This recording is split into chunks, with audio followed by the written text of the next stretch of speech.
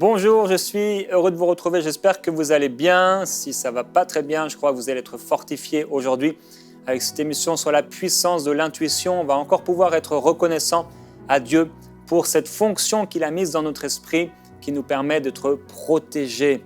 Gloire à Dieu pour l'intuition. Et j'avais à cœur aujourd'hui, il y a déjà quelques semaines maintenant, pour peut-être quelques mois même, j'ai fait un sondage sur le YouTube de MCI, peut-être même c'était sur mon YouTube personnel, avec cette question. Vous allez voir maintenant cette question du sondage qui va s'afficher. Une question étonnante pour vous. Avez-vous déjà prié pour moi? Et plus de 7000 personnes ont répondu à cette question. Oui, souvent, 7% de personnes ont dit qu'ils priaient souvent pour moi. Oui, de temps en temps, donc on arrive à 17%. Oui, 29%, ça fait presque la moitié de ces gens, ça veut dire plus de 3000 personnes. Non, jamais, 11%. Et non, mais je le ferai, 43%. Et j'avais eu à cœur de poser cette question, donc effectivement, c'était sur mon YouTube à l'époque, parce que c'est important que vous puissiez prier pour nous. On fait un travail, comme vous le savez, quotidien dans l'œuvre de Dieu, le royaume de Dieu. EMCI est un bulldozer spirituel qui fait tellement de bien, qui écrase les œuvres de l'ennemi et qui fait du bien, qui construit le royaume de Dieu. Alors nous avons besoin de vos prières et donc je pense que c'était en méditant un jour sur les lettres de l'apôtre Paul. Paul demande de prier pour lui. Je me suis dit, eh bien, est-ce que les gens prient pour moi? Bien sûr, je le savais parce que de temps en temps, vous me le partagez. Mais je voulais savoir et peut-être aussi vous mettre en alerte par rapport à ça, que vous puissiez prendre conscience de l'importance de prier pour nous et de prier pour moi. Alors merci, vraiment, de tout mon cœur, merci. Merci pour vos prières parce qu'elles sont efficaces. Quand vous priez pour moi, quand vous priez pour nous tous et les personnes aussi que vous ne voyez pas et qui sont là derrière et qui permettent à ces émissions de sortir, de voir le jour, eh bien, merci de tout cœur parce que vos prières sont efficaces. Clairement, vraiment. N'importe qui a un cœur ouvert, un cœur sensible et qui veut se laisser diriger par le Saint-Esprit, quelqu'un qui aime, qui nous aime, parce que c'est important d'aimer les gens pour qui vous priez, eh bien, Dieu écoute la prière de cette personne et ça peut avoir une influence extraordinaire. Alors, merci de tout cœur pour toutes les personnes qui prient pour moi et pour nous de façon régulière et pour ceux qui le font même très rarement. Merci déjà de l'avoir fait au moins une fois et merci pour votre cœur, merci pour ce que vous faites, le temps que vous mettez à part pour ça, c'est important. Si l'apôtre Paul en avait besoin, bien qu'il était justement l'apôtre Paul qui a écrit 2/3 du Nouveau Testament, eh bien on en a aussi besoin. Nous qui n'avons pas peut-être fait autant de choses que l'apôtre Paul, on a encore plus besoin peut-être de la grâce de Dieu dans notre vie personnelle, même si lui avait besoin d'une grâce forte à cause de la persécution dont il faisait preuve, etc. Et le prix à payer dans ce ministère. En tout cas, d'une manière générale, je veux vous dire merci. Merci de tout cœur. Un témoignage aujourd'hui d'une sœur en fait qui, lors d'une prière en direct contre la maladie, avait invité une amie qui avait été diagnostiquée avec un cancer du cerveau depuis déjà longtemps. Elle l'a invitée à rejoindre le live à ce moment-là. Et tout au long du direct, elle disait qu'elle ne faisait que de proclamer la guérison de son amie. Et quelques mois plus tard, lors de sa visite, les examens ont montré qu'elle n'avait plus de cancer. Alors elle dit, j'ai rendu gloire à Dieu car je sais que cela a été ainsi grâce aux prières que nous avons faites. Et elle remercie pour aussi les nombreuses bénédictions de Dieu. Vraiment merci au Seigneur parce que nous lisons ça en quelques secondes, mais c'est la vie d'une personne qui est complètement transformée. Et ça aussi, c'est grâce aux prières que vous faites parce que vous priez non seulement pour nous, mais vous priez pour toutes les personnes qui sont dans la francophonie et qui ont besoin du Seigneur Jésus-Christ. Quand vous êtes partenaire avec EMCI, que ce soit partenaire par vos prières, que ce soit partenaire financièrement. Vous n'êtes pas partenaire seulement avec EMCI ou avec un homme, non. Vous êtes partenaire avec Dieu.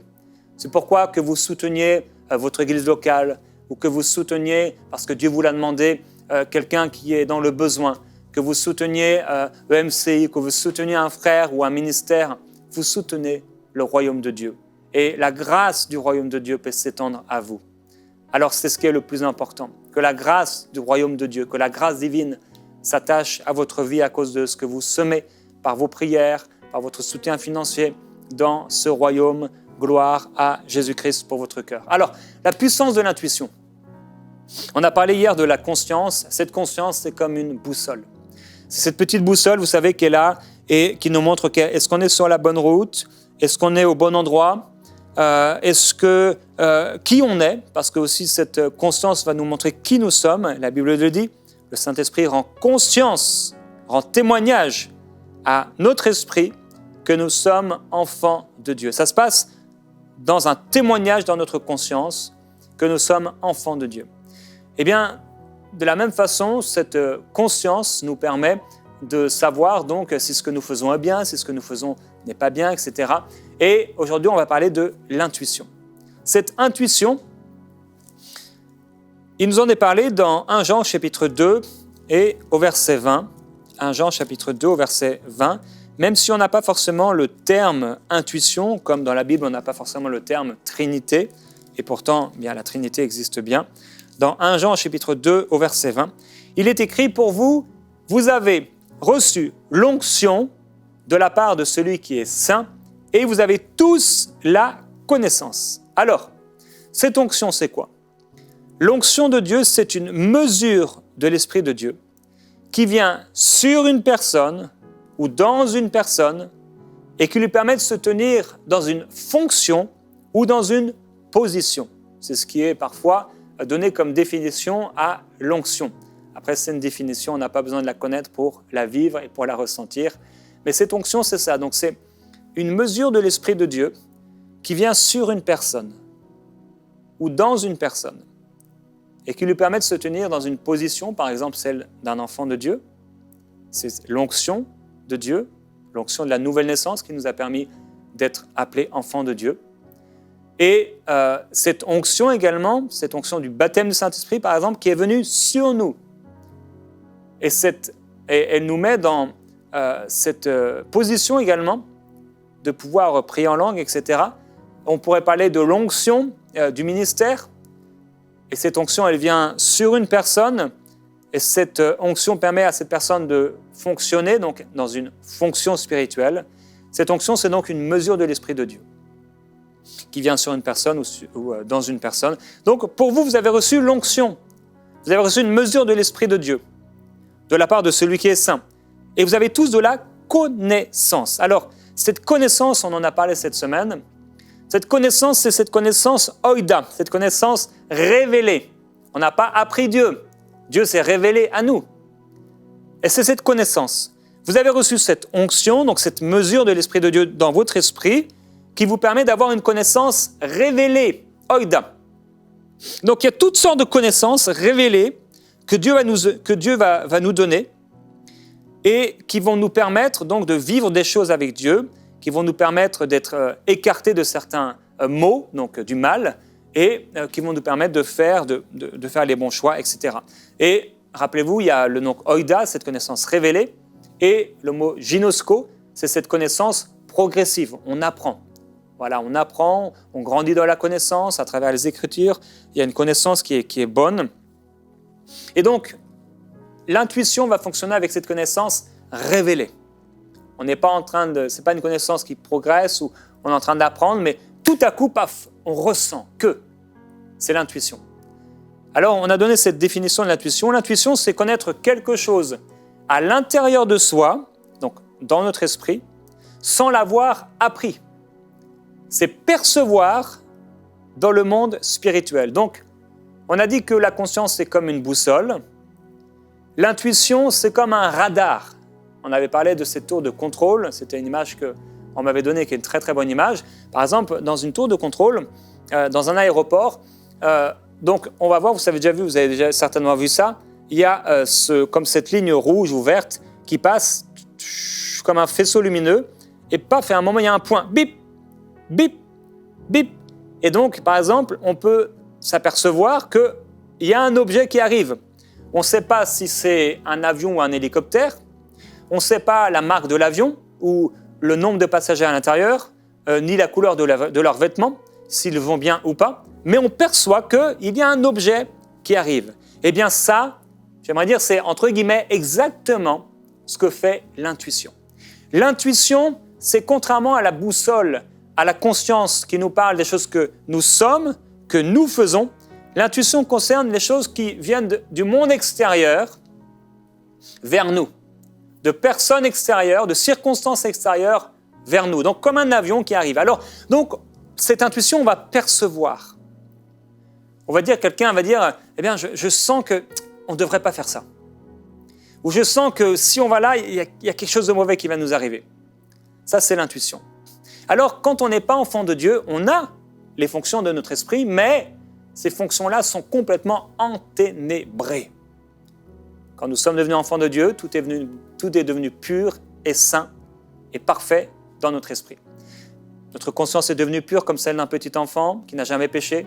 On peut donc marcher en toute bonne conscience devant Dieu, en communion avec le Seigneur et jouir de cette communion dans notre vie personnelle et quotidienne. Et cette intuition, eh bien, va nous donner une connaissance dans notre esprit, sans l'avoir appris, une perception de quelque chose qui vient contre nous, ou peut-être pour nous. On peut appeler ça un pressentiment. Certains vont dire, j'avais pressenti qu'il allait arriver là, qu'il allait arriver ça. On peut penser que tout ça, c'est l'intuition. Donc, en tant qu'enfant de Dieu, là encore, cette intuition, elle a été purifiée. Elle a été comme affinée. Et on devrait être sensible à l'intuition parce que cette intuition, cette fonction de notre esprit, on a vu hier et dans les jours précédents que notre corps fonctionne avec des sens. Il y a le goût, l'odorat, etc. La vue, l'ouïe. Notre âme fonctionne également avec des sens, des fonctions. L'intelligence, les émotions, les raisonnements, l'imagination, les sentiments. Mais notre esprit aussi a des fonctions. Ce témoignage intérieur de la conscience, cette intuition, ce sont des fonctions extraordinaires. On ne peut pas passer à côté et on doit s'y attarder pendant un temps dans notre vie chrétienne pour que ce soit vraiment acquis dans notre vie et ne pas oublier d'être sensible à ces choses, à cette intuition. L'intuition, donc, ça concerne une connaissance non apprise, donc révélée, par rapport à des événements extérieurs, comme je l'ai dit, à des personnes qui vont nous concerner. L'intuition, c'est ce qu'on peut appeler ce sentiment de paix ou de trouble par rapport à des choses. Et comme je l'ai dit, ça peut fonctionner, se croiser, c'est comme les dons spirituels, avec la conscience. On ressent, notre tête ne sait rien. Notre tête ne sait pas ce qu'il y a derrière le mur, mais on sent qu'il y a un danger. À ce moment-là, il faut écouter notre intuition. Notre intuition nous a été donnée pour nous protéger. Et on avait partagé sur ce passage de 1 Corinthiens, au chapitre 2 et au verset 11. « Qui donc parmi les hommes sait ce qui concerne l'homme, si ce n'est l'esprit de l'homme qui est en lui. De même, personne ne connaît les choses qui concernent l'esprit de Dieu, si ce n'est l'esprit de Dieu. » Donc, il y a des choses qui vont nous concerner que seul notre esprit connaît, pas notre tête. Ça, c'est l'intuition, des révélations. C'est donc la dimension de notre être, dans notre esprit, qui connaît ces choses, intuitivement, sans les avoir appris. Donc, quel est l'homme, quelle est la dimension de l'homme qui connaît intuitivement sans l'avoir appris? Les choses de l'homme, si ce n'est l'esprit de l'homme. Cette intuition, c'est donc ce radar que Dieu vous a donné pour vous protéger de catastrophes. Parce qu'il ne suffit pas de prier, que Dieu vous protège, que Dieu éloigne le mal, etc., ou de chasser les démons. Il faut aussi écouter cette intuition. Alors, j'ai personnellement entendu une ou je crois même 2 personnes qui m'ont témoigné, c'était personnel, aller devoir prendre l'avion, donc ils étaient à l'aéroport, le billet était acheté, etc. Et là, ils sentent qu'ils ne doivent pas prendre l'avion. Et c'est tellement fort, un feu rouge dans leur cœur. Pas dans leur tête, mais dans leur cœur. Ne prends pas l'avion. Et heureusement, parce qu'en fait, ils ne l'ont pas pris et l'avion s'est écrasé sur le sol. Alors, ce sont des choses qui arrivent. Et parfois, malheureusement, quand il y a des accidents, on dit, eh bien, Dieu a repris son serviteur, Dieu a repris l'homme de Dieu, eh bien, c'était la volonté de Dieu. Eh bien, non. Dieu dit, si on t'attaque, cela ne viendra pas de moi. Mais souvent, ces personnes ont reçu quelque chose, mais ils n'ont pas écouté. Je me souviens un jour, c'était la première année d'enseigne-moi, et on était à la maison, donc dans la maison où on habitait à plusieurs personnes avec Annabelle, et Annabelle devait prendre le métro le lendemain pour aller à Paris voir des amis. Et donc on priait pour simplement la journée du lendemain. Et d'ailleurs, ce n'est pas quelque chose qui nous arrivait forcément régulièrement, de prier pour le lendemain directement. Et on a commencé à prier, et tous les deux, on a été saisis dans notre esprit. Je me souviens, je me suis mis à pleurer, je crois qu'Annabelle également, et on sentait qu'elle ne devait pas y aller. On sentait un danger profond. Mais heureusement, elle n'y a pas été. Qu'est-ce qui se serait passé ? J'ai une ou deux possibilités. J'imagine une ou deux choses. Mais en tout cas, le Seigneur nous a gardés. Et donc, il faut qu'on soit sensible, surtout quand on sert le Seigneur, par rapport à cette intuition. Par exemple, certaines personnes ont dit, moi je sentais, on m'a raconté ça d'ailleurs, un témoignage dernièrement, un homme de Dieu, ancien déjà, qui était allé, qui avait voyagé, il était dans sa chambre d'hôtel, et il devait donc prêcher dans une église, et il sent qu'il doit rester, il sent qu'il ne doit pas aller prêcher. Donc il est gêné parce qu'il est venu pour ça, il a voyagé pour ça, et il y a des gens qui l'attendent, la réunion est sur le point de commencer. Mais il sent qu'il doit rester, il sent qu'il ne doit pas y aller. Finalement, le chauffeur arrive le chercher, il est tellement gêné, il va avec le chauffeur, et au bout d'un moment, il dit au chauffeur, non, on va pas y aller. Donc il continue encore un peu, il dit, vous pouvez conduire un peu et ramenez-moi à l'hôtel. Et le temps qu'il revienne à l'hôtel, sa chambre d'hôtel avait été pillée. On lui avait volé des affaires, et on lui avait volé, je crois, si mes souvenirs sont bons, son ordinateur dans lequel il y avait des livres qu'il avait écrits qui n'étaient pas encore sortis. Dieu avait voulu le protéger. Donc, il y a des choses comme ça qui arrivent parce qu'on n'est pas sensible. Et j'aimerais vraiment pouvoir vous sensibiliser à ce fait que Dieu nous a donné une fonction, cette intuition. Et on doit sensibiliser notre nature spirituelle. C'est tellement, tellement, tellement important. Ça, je l'ai appris. Le père spirituel de l'époque m'a appris à sensibiliser ma nature spirituelle. Il m'a dit, Jérémie, quand tu commences à prier, déjà prie en langue. Alors, au début, je disais, je ne comprenais pas trop déjà. Je priais en langue, c'est sûr, mais je n'avais pas expérimenté la vie de l'esprit que je peux vivre aujourd'hui. Mais je savais que c'était juste. Je commençais à prier en langue quand je commençais à prier et à sensibiliser ma nature spirituelle. Quand vous priez, ça ne doit pas venir seulement de la tête. La tête, elle est bonne, elle n'est pas à rejeter. On n'est pas des insensés et des idiots. Mais c'est là, dans notre cœur, que la révélation de Dieu vient. C'est là dans notre cœur que Dieu nous parle, à moins que Dieu nous parle audiblement, là on entend sa voix, et on l'entend, ça passe par nos sens, mais sinon ça ne passe pas par nos sens. Même si il peut avoir des émotions, même s'il peut avoir dans notre corps des frissons, tout ça, ça vient d'ici, notre esprit. Les chambres de notre ventre, le cœur de l'homme, comme on avait vu, l'intérieur. Et cette nature spirituelle, frères et sœurs, il faut la sensibiliser.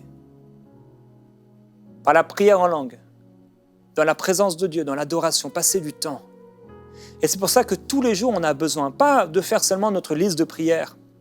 Seigneur, je te prie pour ceci, je te prie pour cela, je te prie pour ceci, Seigneur, bénis ceci, Seigneur, bénis cela. Mais passer un temps dans sa présence. Là, tu pries en langue. Quand tu pries en langue, Dieu l'a fait exprès que la plupart du temps tu ne le comprends pas, pour t'amener dans cette dimension du ciel. Pour que tu puisses vraiment puiser dans sa présence. Et quand tu es dans le monde à faire tes affaires, quand on est dans le monde à faire nos affaires, on n'est pas comme un homme de rien. On ne fonctionne pas avec des pensées toutes humaines, mais avec la pensée de Christ en nous. Et on marche sur cette terre, mais c'est comme si on marche au-dessus du sol, en esprit. Et nous sommes assis dans les lieux célestes avec Jésus-Christ. Et on perçoit les choses maintenant d'une manière toute divine.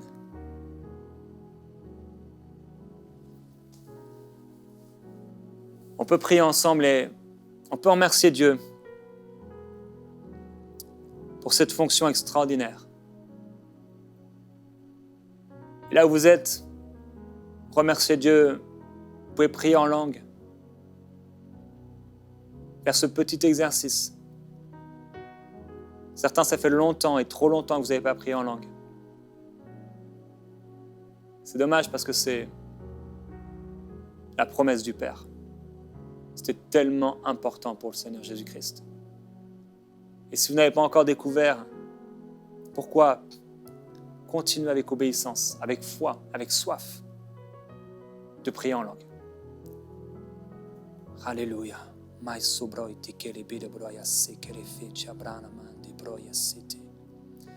Ribro pa mama ya soko broya kele brede fede bro karaya sete kele breta ya muente. Haimro se kebrita kalabai bro soko broya se kele fete brana mande. Merci Saint-Esprit. Seigneur, on veut te dire merci. Parce que tu nous as créés à ton image et à ta ressemblance. Parce que tout comme tu fonctionnais, Jésus-Christ, sur la terre, avec ce radar, tout comme tu ressentais les choses, tu savais que ton heure n'était pas venue. Tu fonctionnais avec ton esprit, avec ta nature. Tu nous as donné aussi cette nature spirituelle et cette fonction de l'intuition et de la conscience pour nous protéger, pour nous garder du mal. Et Père, je prie que ce que peut-être je n'ai pas réussi à partager, les choses que je n'ai pas eu le temps peut-être de partager, les choses qui n'ont peut-être pas été comprises, que par ton esprit, mes frères et mes sœurs reçoivent une révélation par rapport à ces choses et qu'ils puissent les vivre de plus en plus, être sensibles de plus en plus à leur conscience, à ta présence, à leur intuition, à ce témoignage intérieur, ce feu vert ou ce feu rouge qu'ils peuvent ressentir dans leur cœur par rapport à des choses, par rapport à des choix, par rapport à des décisions, par rapport à des personnes. Oui, Père, je prie pour les personnes, les relations de mes bien-aimés. Il y a des gens qui leur tournent autour et ils sentent dans leur cœur que ça ne va pas. Permets-leur d'être sensibles à ces choses. Dans ce temps de prière, oui, plusieurs personnes, vous avez ressenti dans votre esprit qu'il y a des gens qui sont pas bons pour vous. Je ne dirais pas mauvais parce que ce n'est pas parce qu'un homme n'est pas appelé à être votre mari qu'il est un homme mauvais, mais il est mauvais pour vous. C'est donc mauvais d'être dans une relation amoureuse avec un homme qui n'est pas censé devenir votre mari. Donc il y a des gens autour de nous, ce n'est pas forcément, des fois oui, mais des fois non, des gens mauvais, mais c'est des gens que Dieu veut dont on s'éloigne. Et certains, vous avez senti par l'intuition que ça ne va pas. Éloignez-vous de ces personnes. Au nom de Jésus-Christ, éloignez-vous de ces personnes. D'autres encore, c'est par rapport à des choses que vous faites. Pour certains, vous avez pris l'habitude de regarder un certain type de film. À la fin, vous vous sentez mal, ou alors même vous avez trouvé ça bien, mais dans votre cœur, Votre conscience vous dit, c'est pas bon, c'est pas bon, c'est pas bon. Mais vous avez endurci votre cœur. Et de ce temps de prière, que toute personne qui sent qu'elle a endurci son cœur par rapport à sa conscience puisse aujourd'hui se repentir. Alors là où vous êtes, demandez sincèrement pardon au Seigneur. Pardonne-moi d'avoir éteint ma conscience. Pardonne-moi de ne pas avoir écouté. Pardonne-moi d'avoir fermé mon cœur. Pardonne-moi d'avoir endurci mon cœur.